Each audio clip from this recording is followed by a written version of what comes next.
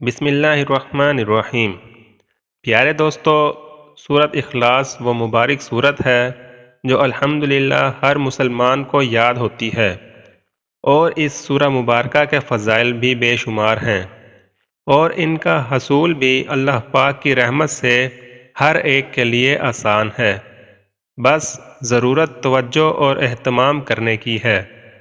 ہم یہاں سورہ اخلاص کی تلاوت کے بعض فضائل کو ذکر کرتے ہیں تاکہ اس سورہ مبارکہ کی فضیلت معلوم ہونے سے ہم کثرت کے ساتھ اس کی تلاوت کرنے والے بن جائیں۔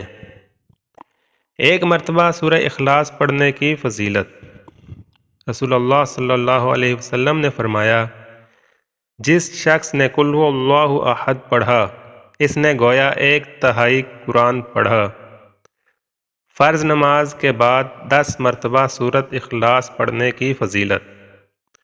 رسول اللہ صلی اللہ علیہ وسلم نے فرمایا، 3 عمل ایسے ہیں کہ جن کو اگر کوئی ایمان کی حالت میں کرتا ہے تو وہ جنت کے جس دروازے سے چاہے داخل ہو جائے گا اور جس حور سے چاہے گا نکاح کر لے گا۔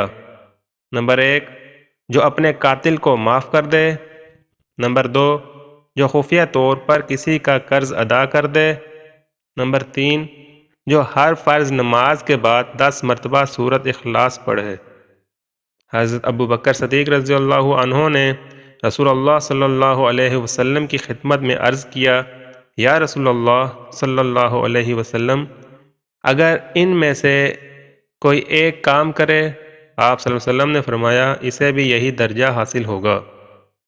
رسول اللہ صلی اللہ علیہ وسلم اپنے ایک صحابی کے ساتھ کہیں جا رہے تھے کہ آپ صلی اللہ علیہ وسلم نے کسی شخص کو سورہ اخلاص پڑھتے ہوئے سنا تو آپ صلی اللہ علیہ وسلم نے ارشاد فرمایا، واجب ہو گئی۔ صحابی نے عرض کیا، یا رسول اللہ صلی اللہ علیہ وسلم، کیا واجب ہو گئی؟ آپ صلی اللہ علیہ وسلم نے فرمایا، جنت واجب ہو گئی۔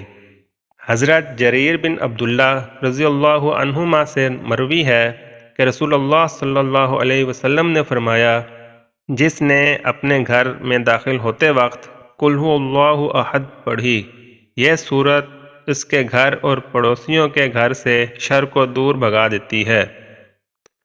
اللہ پاک ہمیں سورۃ اخلاص کی کثرت سے تلاوت کرنے کی توفیق عطا فرمائے، آمین۔